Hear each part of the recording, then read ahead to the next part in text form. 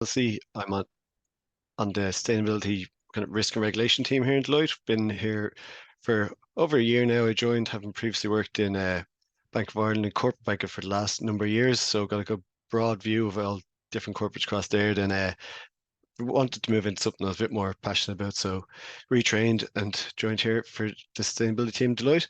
I do actually previously have some experience in fundraising within the Irish NGO sector, so you'll be all happy to hear later when I tell you that if you're making calls to corporates, they'll be actually banging down your door, because I've been there sending out letters and letters and letters and calls and calls and calls before.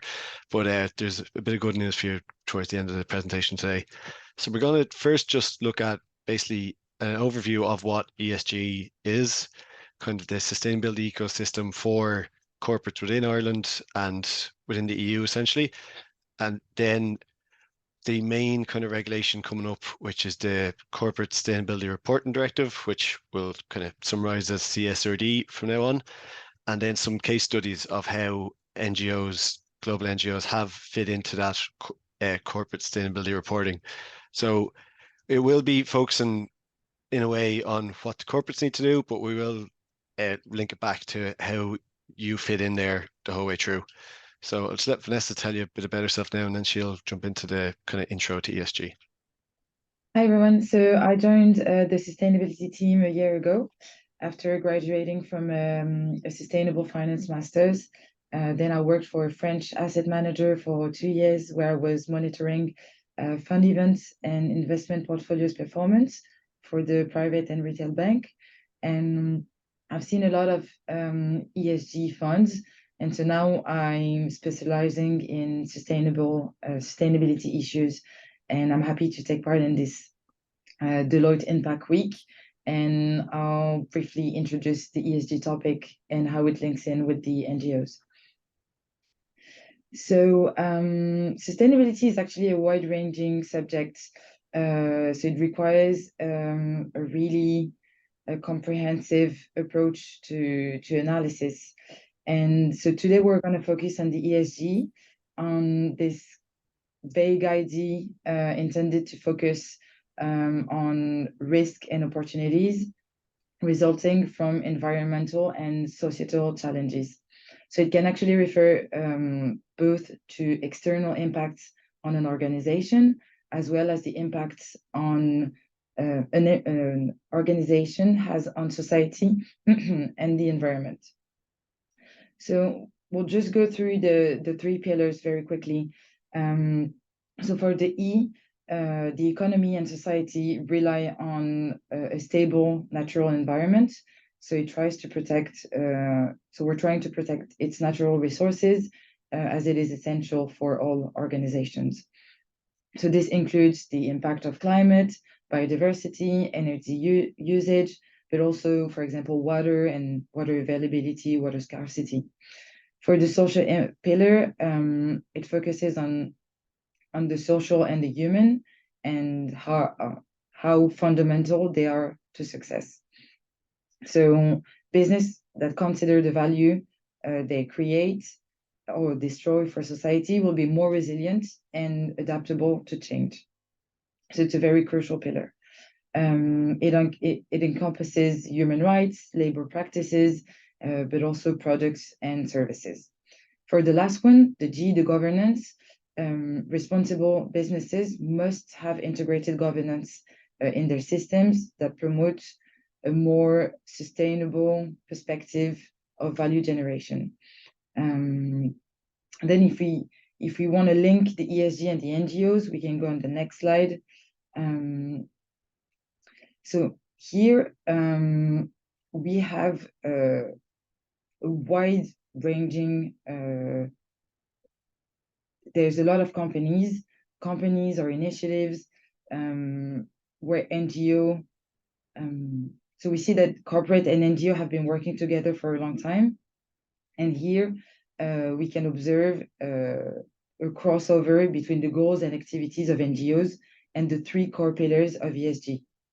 So often, NGOs may frequently find themselves working across multiple pillars. So for example, if we take the Leave No Trace initiatives, It promotes the responsible use of the outdoors in the environmental pillar, but we also have other social businesses or initiatives that links in with several topics, such as Food Cloud, which is taking food that is left at the end of the day, for example, from Tesco or other shops, and then distribute it to people that are in need. So then it's addressing the social pillar as well as the environmental pillar because it's saving food from waste. Just regarding the governance pillar, we have a few initiatives here that are fully addressing the governance pillar, but usually every company faces challenges around governance. Then on the evolving industry ecosystem, as you see in this slide, there's a lot of information as there is a lot of reporting frameworks, definitions, methodology, and regulation that are still emerging. But the ongoing collaboration and interoperability is helping simplify this effort to drive transparency across the board. So you, as NGOs, you can actually make an important contribution to help companies meet their goals, such as the conventions and commitments. So these are the first step to gather companies and making them focus on sustainability issues. For example, the SDGs were created and then adopted by the UN so the nations could focus on the most important issues. For the regulations, you can also have the companies assess or meet regulations. Here, we know that regulators were able to come in and make it more stringent. For example, today, the UK, the EU, the US all have their own sustainability regulations. Here we have the CSRD. It might be interesting to note that the CSRD was actually inspired by the TCFD, which was already an existing framework. We also have the FRAG that is trying to get the larger economy involved in the sustainability, such as concept with double materiality and other concepts that they've created. Then we also have the sustainability reporting. So it's a step further down with the TCFD focusing on climate, the TNFD on nature and biodiversity. And then at the bottom, we have the rating agencies, where all the information above is concentrated and where it's possible to rate companies. So we'll go through the methodology and the framework more in detail with Eoin in a few slides. But just to make this clear, there's a strong demand for action throughout the society. So the corporates really needs to take key drivers into account, such as customer pressure, market pressure, risk management, and regulatory pressure. And today we're really going to focus on the regulatory pressure and how CSRD is trying to encapsulate all of these issues. So I'll leave the floor to Eoin now. Yeah, so like as Vanessa said there is various different pressures coming on companies to act more sustainably, and we have seen some market leaders who are kind of ahead of the curve. They'll probably be the ones we'll see in our case studies later on, but we too think we need regulatory pressure so that any industry laggards, I suppose the term that's used a lot, have to try and clean up their act and hopefully lead to a kind of more green future. So the key piece of regulation in Europe that you're going to hear a lot about over the next few years, we think, is CSRD. So it essentially it tries to capture all aspects of ESG reporting for companies in a way that will basically encompass all of those little logos you saw on the past screen, which is obviously a very big ambition, but we'll look into a bit more now. So the timeline for CSRD is that it's coming into the first companies will be in scope for reporting in the next year. They're kind of public listed companies within the EU who are of a certain size. So they are ones who are already on public stock exchange within the EU, they're most likely already reporting on this due to other regulations within and without Europe. And so it won't be too much of a change for them. But from next year, from 2025, in 2 years' time, getting ahead of myself, we will see any company within Europe who meets 2 out of 3 conditions. So either they have 250 or more employees, 40 million euro or greater in sales, or 20 million euro or greater on their balance sheet. They will be required to report on CSRD from FY25, so that'll be first published in 2026, and they will have to report on a number of the European Sustainability Reporting Standards, which we'll cover on the next slide. But they're the ones who will be in scope, and they're maybe the organizations that you will be looking at to bring attention to, because they will need NGO input to complete this reporting. And just a piece that's really not usually as covered is that smaller companies who are key clients of them, or who have these larger companies that they're key clients, they might have to change their reporting structures because they will need to feed their sustainability data up the line. So that's possibly one to keep an eye out on if you have any relationships with companies who possibly fall just outside the scope.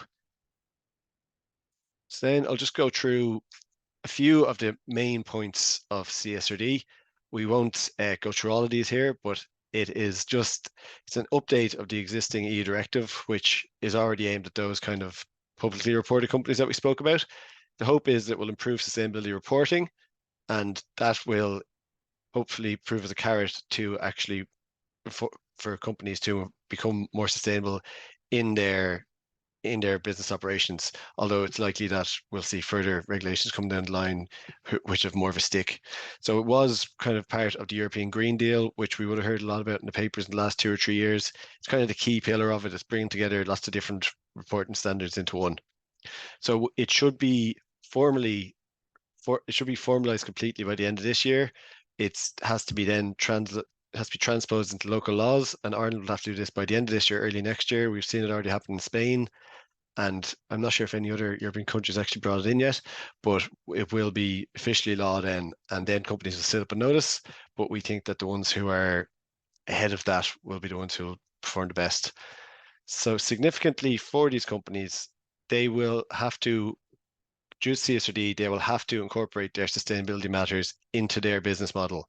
They will have to say how their business will continue to operate if there's change in 1.5 degree increase in temperatures, increase in sea levels, what that effect that will have on their business, and what effect they're going to have on make sure that doesn't happen.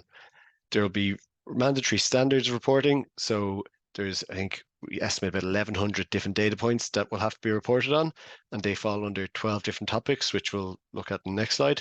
It'll have to be in their annual report, so with their financials, so there's no hiding this. It's going to be there upfront, has assurance on it, so it's going to be audited the same as their financials. And then kind of final point I'll point out here is that it reduces measures relating to what we call double materiality. So that is where a company has a material impact on the outside world through their operations, but also what impact the outside world will have on them. So say we do see water scarcity, like Vanessa said, a food company will be heavily dependent on water. They'll have to assess how that could impact them. And this is the part where NGOs really come in, because when completing your double materiality assessment, it is outlined within the EU regulations that NGOs are key stakeholders who can be both the voice of the community and just the subject matter experts on how a company's actions can impact upon the world, whether that's environment, whether that's on the workers, whether that's on the communities in which they're based. It's a very broad base there. So we'll go into more detail now. These are the 12 key topics which fall under the European Sustainability Reporting Standards, or the ESRS as we call them. They are in their final draft stage now, so we expect them to be updated and finalized by the end of the year. So one kind of key point on them is that the first 2 standards are called cross-cutting standards. So they are general requirements and general disclosures, which then apply to each of the environmental, social, and governance standards. And it's within those cross-cutting standards where it is raised that NGOs are called credible proxies for individuals and the community. So whether you're talking about climate change, pollution, workers in the value chain, business conduct, workforce, it is highlighted by the EU that NGOs should be a voice at the table. So we see it when we're doing interviewing key stakeholders for companies. We will always reach out to NGOs to say who are experts in whichever the topics are most material for that company. So you might look at that and you'd say to yourself, which one of those do we fit into? And oftentimes it'll be a lot more than one that you'll fit into. But this is possibly the best thing to familiarize yourself with, the 12 ESRSs, and say which one of those is most relevant to us, which one of those could we contribute, make an impact with with the corporates who we engage with. So next from that, we're just going to look at 2 case studies now and kind of possibly give you a better idea of how we've seen NGOs working with companies to make an impact. So I'm just going to look at first one here where it's WWF, the World Wildlife Fund. We're working with AB InBev, who are one of the biggest breweries in the world. They, if you haven't heard them, you've probably heard of lots of their products, but they've been working for a number of years to assist in meeting their quality freshwater availability targets. And this was all part of their carbon disclosure project, water reporting disclosures. So CDP are kind of the gold standard of sustainability rankings. Essentially, you get an A to a D ranking as a company, and then it's kind of up there with your financial rankings. But what we'll see here is that the metrics they actually measured and tried to improve upon are the exact same metrics that we'll see now within the CSRD. So the reporting, those who are ahead of the game and already have this in place will find it much easier to fill out the CSRD. But so on this particular project here, we can see that 61% of the company's revenue was dependent wholly on barley alone. And obviously the water quality and availability of water is key for growing barley. So then they had a real risk that with climate change, with possible changes in water availability, it could severely damage their business. And it was actually called out in their CDP report as a vital resource. So that's when they engaged with the World Wildlife Fund, who worked with a number of projects, just kind of called out 3 here. One, which was within farms in Uganda, where they kind of put in place a sustainable farm practice with communities to reduce pollution. So as we can see there, within the ESRS from the last page, you're like contributing to water, marine resources, pollution, and affected communities and workers in the value chain. So that alone, they're going to be, the WWF are making a huge impact upon their reporting for those 3 alone in one project. Then there's similar ones in South America, where in Bolivia they had collective action platforms working with communities to promote kind of sustainable farmer measures and ensuring that those communities could farm sustainably and profitably for themselves as well within the supply chain of AB InBev. And also in South Africa, there's a similar one about the groundwater impact of boreholes, where just drilling for more water could have a potentially negative impact upon the environment. So they're raising awareness of water overexploitation and how that could have a long-term detrimental impact. So as we've seen, it's been a really successful partnership. It's ensured kind of the future of that company is safe enough, but it's also really had a huge impact on the environment within those areas, and also kind of correlating to that, a really positive impact on the communities in those areas as well, because those communities are the ones who are first faced with any issues relating to water scarcity.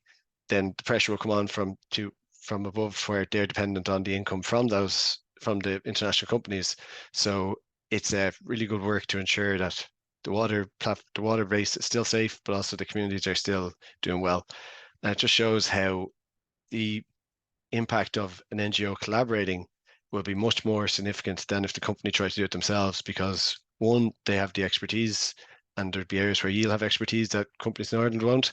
And two, they are able to kind of take a community focused approach where they're not thinking about the company's bottom line. They're an independent voice, and they're, I suppose, as the EU regulation calls them, they are a credible proxy for the people on the ground. So Vanessa's going to go through a project now, which Kellogg's carried out. Yeah, so in 2022, Kellogg's actually completed a partnership with the Nature Conservancy to provide farms with the funds and technical assistance to implement sustainable agricultures practices among corn, wheat, and rice farmers in several states. So Kellogg's is actually very exposed to wheat because 80% of proportion of Kellogg's revenue is dependent on wheat alone. And Kellogg's also committed to the science-based GHG reduction targets to 2030. So from this, they engaged with 245 farmers over a 3 year time period. And they reached out to an NGO to help them with their CDP commitment. So TNC, even though Kellogg's was reporting on this before, TNC helped them in reaching their target. So they needed a strong engagement voice for the community, and this partnership led to great results. So they've actually saved 8 billion gallons of water through the installation of more than 150 irrigation pumps. And then, in line with the CDP commitments, Kellogg's also reduced their scope 1 and 2 emissions by 45% by the end of 2030 and by 65% by 2050. They also reduced their scope 3 emissions by 15% in 2030. And they will by 50% by 2050. This is to say that it's really important to engage with NGO. It's really important for NGO to engage with companies.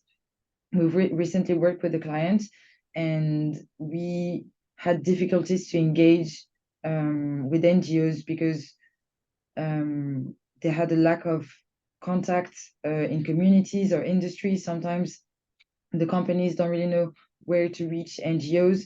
And I'd say, as a final word, that it's important for NGO to reach out to companies to facilitate this process and allow companies to create a better reporting. Eoin, maybe do you want to add something? Yeah, thanks, Vanessa. So just yeah, kind of to bring it back to yourselves as a bit of a call to action, I suppose. As said numerous times now, the fact is that within the CSRD, which is it's going to be one of the biggest disruptive pieces of regulation in Europe since the GDPR anyway, for privacy, that it is called, NGOs are specifically called out as being a key stakeholder. And as we saw, it's kind of 2 years plus before the majority of Irish corporates will really feel the impact of the regulation. So to be for the 2025 reporting, there'll be about 50,000 companies across Europe, of which you can be sure a lot are in Ireland, will have to report on it. And I think from what we've seen, people are only starting to cotton onto it now. And so they haven't really realized yet the impact that NGOs are going to have upon them. So things I'd kind of maybe think that you should take away from this is that, to start off, possibly explore those ESRS standards that we've talked about. Just maybe try to find high level details about them, see which of those identified topics can fit best within what you do and the expertise within your organization. Then secondly, possibly contact the corporates who are within your network, tell them how you can help them with their CSRD reporting requirements. They might not even have thought about it yet, so you could get ahead of them on that. You can highlight the kind of critical nature of the reporting and outline how your approach maybe could ease the process for them. As I said, I know from trying to get in touch with these corporates for fundraising, it can often be difficult. So when you go to them and tell them that they need you, they might be all ears to hear how you can help them. And finally, maybe look at corporates outside your current network who are within Dublin or within Ireland that you could possibly engage with, that are likely to fall in scope for reporting, and contact them. As I said, you can't really overestimate the importance of NGOs and their process for them, and they kind of need to put these pillars in place now to ensure that they are compliant by 2025. So that's a place where NGOs, I think, really have a real impact on them. And kind of maybe we'll move on to companies now. I mean, questions now. Sorry, I missed your comment there earlier, Clodagh, but yes, I think the answer we'll take questions at the end. So we'll jump into now. We've just two here on the chat. So first one's just any research on the comparative effect of the key drivers, which would be, I suppose, the risk management, customers, market, and regulatory pressure. To be honest, I've seen plenty articles on it, research on it that's very anecdotal, and it's kind of the customer pressure has definitely had an impact. But again, I haven't really seen anything too qualitative on it that I kind of stand behind. But I do feel that the regulatory pressure is just it will be impossible to avoid. So that's why we focus on that one. And it's kind of easy-ish for a company to say, oh, we don't need to think about what the environment's going to do to our company in 15 years' time, but it's very hard to say, oh, we can ignore what the EU is telling us to do in 2 years' time. So hopefully I answered that one. And companies from a social perspective, I suppose the one, it's kind of, there's hundreds of data points on what is expected of companies from a social perspective, and whether we have examples of partnerships with NGOs supporting companies on reporting social impact. That didn't come up in the two case studies we looked at, but that's something we'll take away. And actually, if you could maybe drop Claude a line after, I can get back to you on that, see if we can find a good example on that. But from a social perspective, there's, as I said, hundreds of data points, but it comes down to reporting on how percentage of staff from a gender perspective, from possibly a disability perspective, from minority perspective, and reporting on maybe projects that they have to engage with local communities and how their works impact on local communities. So that could be something across environmental and social, will be how a company's factory, for example, impacts upon water quality within an area. That would fall within environmental, but also falls within social, because it's the affected communities pillar. Just to, I suppose, look at the pillars within social there, we have their own workforce, workers in the value chain, customers and end users, and affected communities. So I could possibly, if you look into the ESRS, you'll find the hundreds of different questions they ask under it. But I think it'd be probably a lot of data to go into for just one question, but we will definitely look at the examples of partnerships where NGOs have supported people and get back to you on that one. Then the next question is social aspects that will have a mandatory reporting requirement under CSRD. And yet again, it's within those four key pillars of their own workforce, workers in the value chain, communities, and customers and end users. There is under each of those pillars, there's about 100 aspects which they have to report on. So that's it. Answers that. And then who within a company should we approach about it? Any recommendation for best method of approach? LinkedIn or cold calling? I suppose you're probably same kind of in you'd expect from your fundraising pieces. I know from my experience, it was to get in touch with the corporate social responsibility team, but you'd probably be better experts on the call listening in than I am about how to approach companies about these sort of things.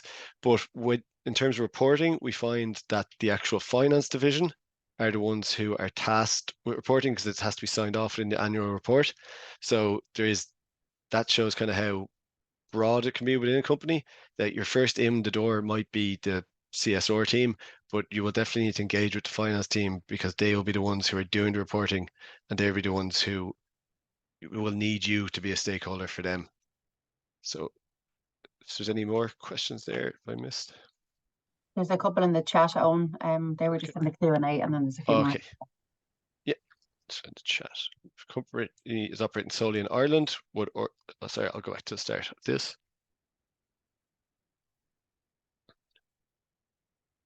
Yeah, slides be made available. Opportunities for charities focused on habitat restoration. Yeah, well, I think in that one, Ray, that's something that's kind of close to my own heart. We have where I live here in Wicklow, we have a social group, which kind of lobby group for lobbying culture to try and promote habitat restoration. But I suppose it's a very specific thing which companies could work on.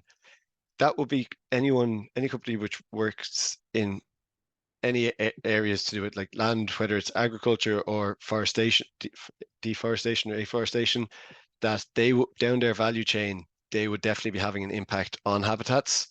And that is a place where I think expertise from NGOs could come in, that both assessing what impact they're having on the habitats within the area and then coming up with projects to improve that. So we were working with a dairy company in Ireland who were setting up a farm that was basically attempted to be the most sustainable farm in Ireland. So I think they had reached out to different NGOs to measure the impact of different planting, different ways to treat waste and stuff.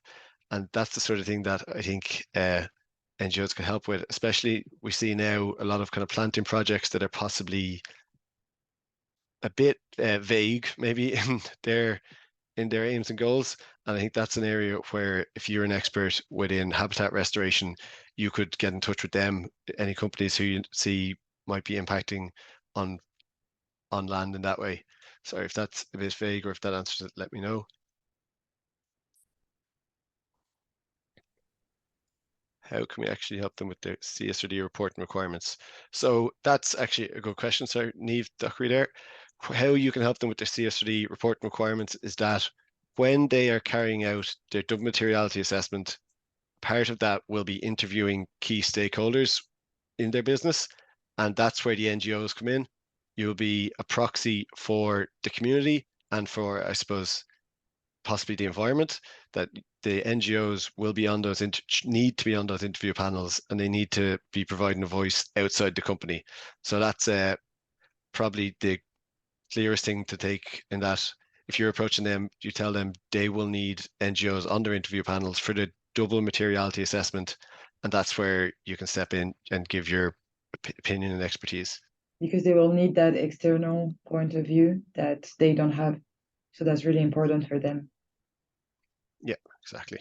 Because if they don't have established relationships with NGOs, that's where they're going to find it even more difficult. And that's, as a project Vanessa was working on there, it was quite difficult, especially on an international point of view. Then Kira has asked, are we seeing trends on industries starting to really look at CSRD? Anyone particular standing out in Ireland or abroad? It's hard to say. One that we've seen a lot in Ireland is definitely from the food sector's point of view, because it's I suppose their value chain, it's really impossible to ignore how they interact with the environment. So especially in agri-food. So that's one that's really stood out. And also it's quite a large industry in Ireland. So I think that's why it's come up so much. But beyond that, it's hard to determine trends, I suppose. So have you seen any, Vanessa, that's more than just random companies? I'd say the companies that will need to report on 2024 are focusing on the CSRD because it's going to be mandatory. So all large companies, banks and insurance companies meeting the size criteria are looking into CSRD. Yeah, like I'd say, to be honest, it's probably a broad representative of what you see in Irish business community. We've seen a few tech they have large sustainability departments anyway. We see food, banks, and then just a smattering of things like pharma, etc. And we was asked, where can we find the data points they need to report on? So the data points are contained within the Sustainability Reporting Standards, which are within the Annex 1 of the European Delegated Act. So it's I'll put the link in the chat. But it is a very dense EU regulation. So just be prepared for that if you decide to delve into it. So things asked, relevant organizations triggering size hurdles are in the public sector as well as private. That is a great question, Tanya, in that because the CSRD hasn't been officially adopted into Irish law yet, we can't say that semi-states or public bodies will fall in scope, but we have worked with semi-states who are assuming that they will fall in scope, because at least from a setting an example point of view, it wouldn't really look great if a semi-state body was ignoring their sustainability reporting standards while a private company necessarily has to. So we're working off the basis with a number of clients that they will be required to report. And from what I haven't come across a semi-state or public body yet who have said that they're going to ignore it. So 100 plus data points. Again, the data points, Vanessa will share the Lovely document from the EU on that. Any articles mention disabilities coming under CSRD? Many people mention disability and inclusion separate to corporate social responsibility, but others incorporate it. Fits well under very many of the pillars. Yeah, I think treatment of disabilities does fit very well under many of the pillars. And you'll see actually within, if you do delve into the sustainability reporting standards, within the own workforce, workers in the value chain, and customers and end users pillars there, there is clear disclosures that need to be made on how companies interact with people with disabilities, and whether they, in terms of who they're employing, in terms of the communities they're interacting with, and in terms of how their end product is accessible to everyone, essentially. So that is that is clearly called out in CSRD, which is again kind of the point of CSRD, and that is bringing all these ideas that we've seen kind of across that broad array of commitments and disclosures, etc. It's bringing them all under one umbrella. So hopefully, if you look through that, you'll see where the specific things that the companies are called out upon. So next question is, for companies operating solely in Ireland, would organizations working internationally be able to support them with their CSRD reporting requirements, or would it have to have an Irish focus?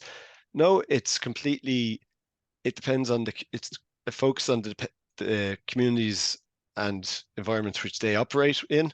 So a company could be headquartered in Ireland, they could have plants in South America, they could have plants in East Asia, and this CSRD would require them to report on all of that. And again, if you're an international organization with expertise in those areas, or just with broader expertise on workers' rights, etc., then that could be where you could have an impact. So it's definitely not just an Irish focus. It's because so many businesses based here have an international footprint that it'd be be a bit reductive to just focus on what they're doing here in Ireland. So Tanya's asked, would impact investment / concessionary capital be taken into account, or does it have to be grants and donations for working with NGOs?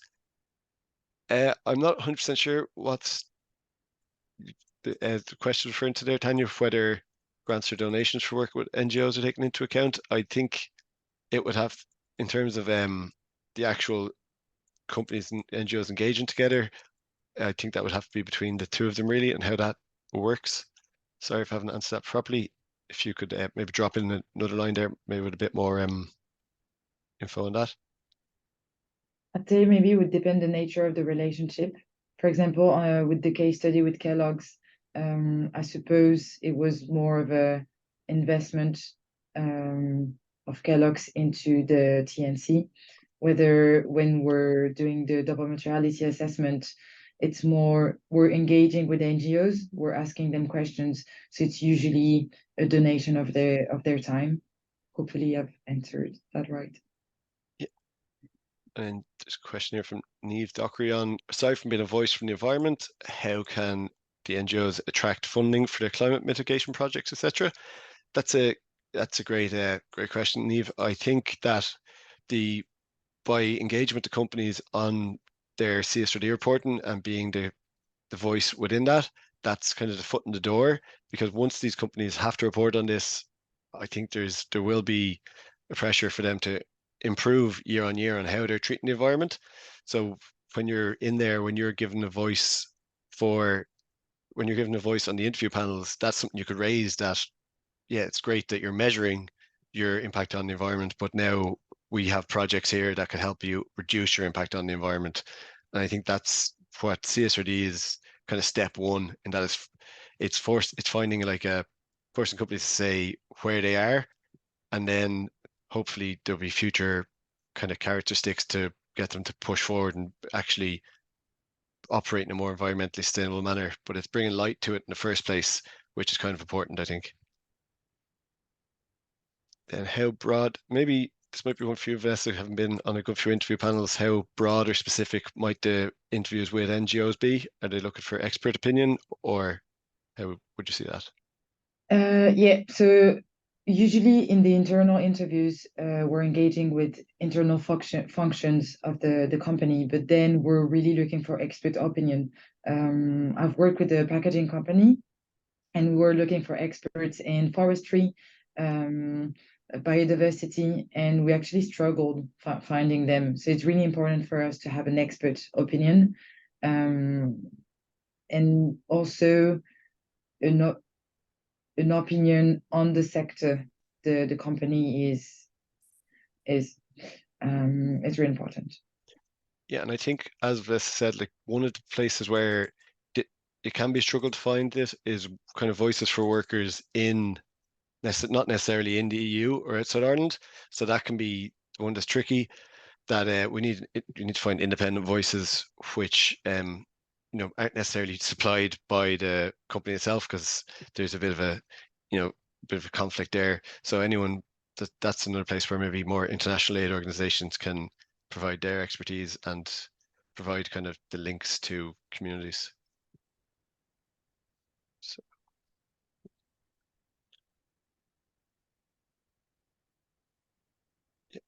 So Tanya Moore said some large corporates like IKEA and Sanofi have, in parallel, they started to set up social investment funds alongside grants that focus on scaling orgs that are impact focused.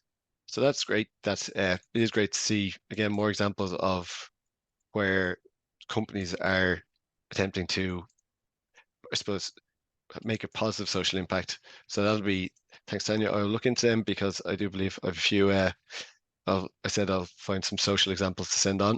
So Alita, I'll send those on to you later. So that's all the questions in the chat there. Is anyone any further ones that they'd like to share?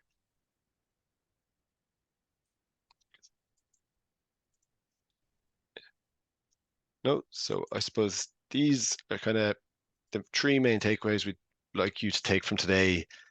Is that if you get in touch with these corporates, I just maybe start with the fact that you're actually doing them a favor. These are huge reporting requirements coming down the line. Anyone who's underestimating the size of them is will be putting themselves under pressure in a year or two's time. And the input of NGOs here is going to be vital, and you're probably going to be in demand pretty soon.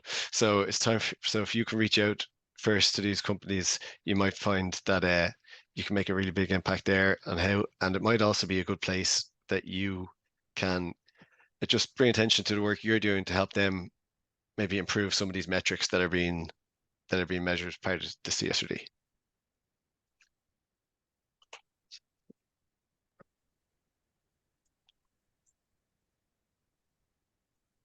Thanks so much, Eoin. And just to note, I mentioned it at the start, the recording of the session will be made available next week, along with the slides that Eoin and Vanessa have just shared. And Eoin, I'm going to ask you, if you don't mind, there's quite a few people asking for the social impact examples. We might pop them into the slides and send them all at the same time.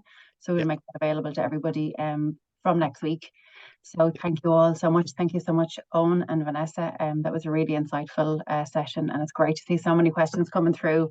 It's something that obviously everyone is going to be impacted with over the coming years. So it's brilliant to see such great attendance on the session.